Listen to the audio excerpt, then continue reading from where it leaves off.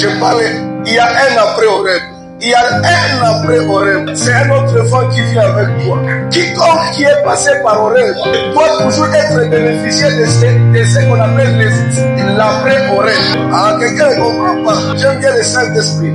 C'est-à-dire que tout celui qui est passé par Horeb, il a reçu le commandement de Dieu. Il a accepté d'être taillé à la mesure de Dieu. Et laisse-moi t'annoncer qu'après être taillé, recevoir ce qui doit servir ta force. Il y a maintenant ce qu'on appelle après Horeb. Les après Horeb, c'est un nouveau qui vient pour changer.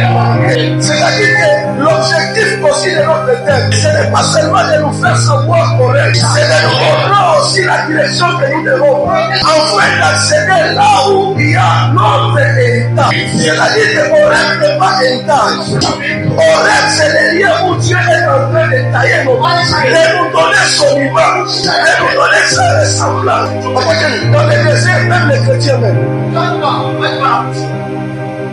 Et c'est là qui accepte d'être parlé, de prêter attention à ce que Dieu leur dit. Les mêmes déserts qui a englouti la première génération, mais la seconde génération, on nous voulait qu'elle ne soit pas, qu'elle ne subisse pas ce que la première génération a subi.